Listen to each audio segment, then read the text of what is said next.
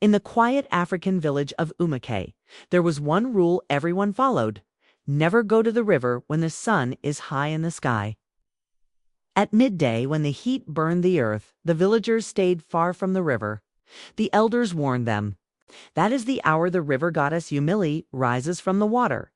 If you disturb her, she may never let you return, or send you back, changed forever." But Ida's stepmother didn't care. On that hot day, the sky burned like fire. Birds hid in trees. Goats searched for shade. But Ada, a thin 14-year-old girl, was walking barefoot on the dry road with a clay pot in her hand. Her face was wet with sweat and tears. Her heart beat fast, not just from the heat, but from fear. She had begged not to go. "Mama, please." "Not now." The river, she tried to say, slap. The sharp sound rang out. Her stepmother, Ozoma, glared at her with cold eyes. "You will fetch me that water now. If you come back empty-handed, you'll sleep outside with the goats tonight." So Ada obeyed. She always obeyed. She had no choice. Her mother had died when Ada was only 7.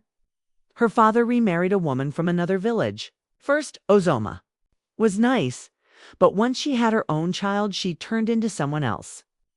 When Ada's father went on a journey 5 years ago and never came back, life became a nightmare. Ozoma made Ada do all the housework, from morning till night, and gave her very little food. She shouted at her, beat her, and blamed her for everything. And worst of all, she sent her to the river at midday. The 1 hour even the bravest man in Umake feared. As Ada neared the river, the world grew quiet. The leaves stopped moving. A strange cold breeze touched her skin, even though the sun still burned above. She felt something watching her. Her legs shook. Then she heard it. "Ada." She turned quickly. No one was there. Just the still water and the trees around her. She looked at the water. Her own face stared back, tired, scared, and alone.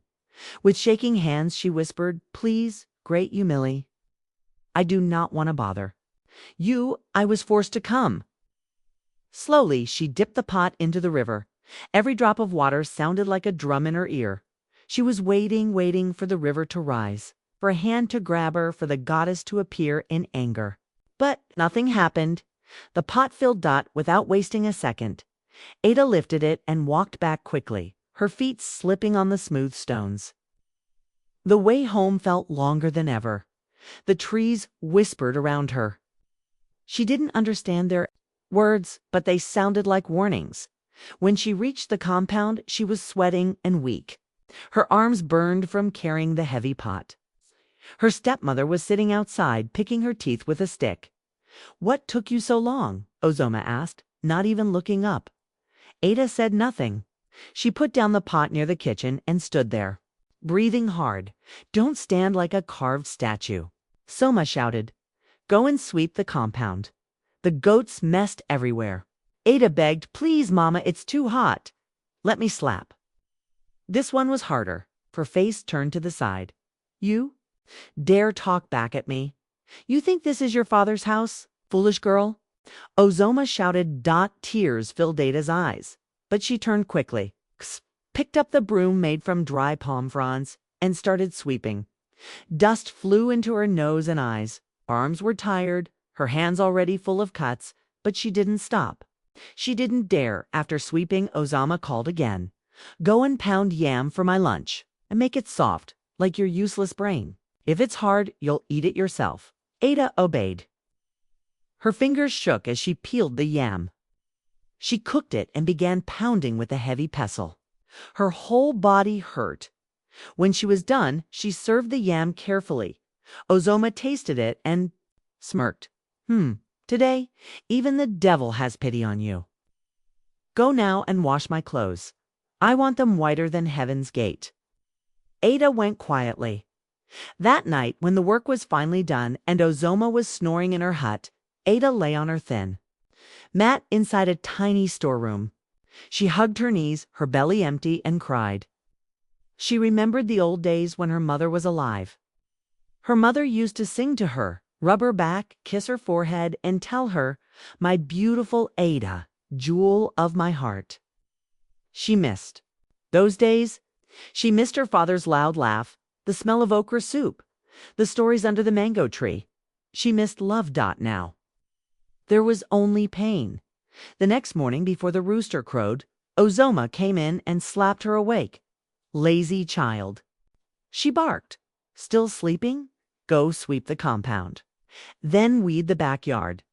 I want to see my face in that soil. Kata got up slowly. Her thin body trembled.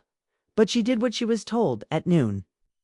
When the sun was at its highest again, Ozoma gave this same wicked smile. Go to the river again. Fetch water. Now Ada froze again, she whispered. Yes, Ozoma shouted. Unless you want to eat dust for dinner. So, once more, Ada walked the lonely road to the forbidden river, her hands trembling, her heart full of sadness, her soul tired. This time, something was waiting for her, something that would change everything forever. The river was quiet. The sun stood high like a fireball in the sky. The air was heavy. The trees didn't move. The birds didn't sing. Ada stood at the riverbank again.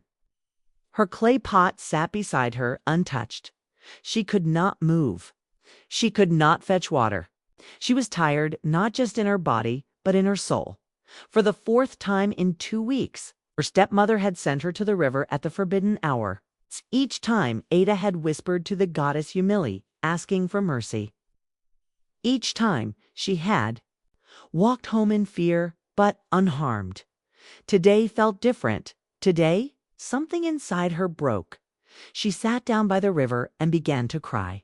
She cried so loudly, the wind seemed to stop and listen. Why me? She wept. Why did you take my mother and leave me in this pain? Why must I suffer so much? Then she looked at the water. River goddess, she whispered, if you are here, please hear me. I'm tired suddenly. A soft voice spoke her name, Ada. She froze. Slowly she lifted her head, and there, rising from the river, was a beautiful girl. She had long black hair that floated like water. Her skin glowed like the morning sun. She had the face of a girl, but a shimmering tail like a fish. Ada gasped. Her heart raced. The girl smiled gently. Don't be afraid, she said. Ada's voice shook. Are you the river goddess? The girl shook her head. No, my name is Mirinma. I am the daughter of Humili, the river goddess. I've seen you many times. Okay? Your pain has touched my heart, so I came today. Kata could not believe it. She rubbed her eyes. Why me? She asked, still afraid. Because you are kind even when the world is unkind, Mirinma said. You never curse the river. You speak with respect. You have a good heart, and today your tears called me. Ada's eyes filled with tears again. She didn't know what to say. Mirinma leaned closer.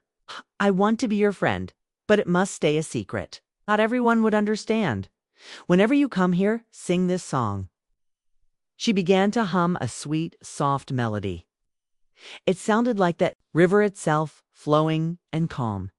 Ada listened carefully. She learned the song by heart. If you sing this, I'll come to you, Mirinma said. We can talk. We can laugh. You don't have to be alone anymore. Ada smiled for the first time in a long time. Thank you, Marina. Marina's tail swirled the water playfully. I'll be here when you need me. Then she dove back into the river, her laugh echoing softly. Ada sat still, her heart feeling lighter than ever. She filled her pot with water, stood up, and walked back home. This time, her steps were not heavy. This time, she felt hope from that. Day on, everything changed for Ada. Each time Ozoma sent her to the river, she would sing this special song. And every time Mirinma would come, they would talk, share stories, laugh, and play by the water. Ada told her about her mother, her father, the mango tree, and her flute. Mirinma told her stories of talking fish, dancing turtles, and moonlight songs deep beneath the river. Ada was still a poor girl with a cruel stepmother. But now she had a friend, and her heart began to heal. But time did not wait. One day, when Ada sang their song at the river, the water stayed still, no ripples, no voice. She waited, her heart beating fast, then slowly Marinma rose from the water. But something was wrong. Her face looked sad. Her eyes were not bright. Her shell necklace did not glow. "What's wrong?" Ada asked softly. Marinma took a deep breath. "Today is the last day I will see you." Ada's heart broke. "No, please, why?" "I am getting married," Marinma said. "A water prince from another river has asked for me. My mother has given her blessing. I must go with him." Ida's hands trembled. "But what about us? What about our song?" Marinma's voice shook too. "I will miss you. This is the way of river daughters. We follow the current of our fate." Ada began to cry. "Everything I love always leaves me." Marinma touched her hand gently. "I want to give you a gift, a part of me. Close your eyes and stretch your hands." Ada obeyed. A soft, golden light passed from Marinma's hands into Ada's. "You now have the power to heal," she said. "With your touch, you can. Take away pain and sickness. This is my gift to you, my dearest friend." Ada opened her eyes. Her hands glowed for a moment, then faded. Marinma smiled sadly. "Use it well. Help those in pain. And never forget you are the girl who made. A mermaid believe in friendship." Then slowly she sank back into the river. Ada sat there for a long time, crying. She had lost her friend, but she had gained something powerful. 3 days later, in the village market, a loud cry broke the air. "My baby! He's not breathing! Somebody help me!" Ada ran toward the sound. A small boy lay in his mother's arms, limp and blue. Everyone watched in fear. No one knew what to do. Ada stepped forward. "Let me try." She placed her hand gently on the boy's chest and began to hum Marinma's song. Suddenly, the boy coughed. He gasped for air. His eyes opened. "He's breathing." The mother screamed, "He's alive!" The crowd gasped.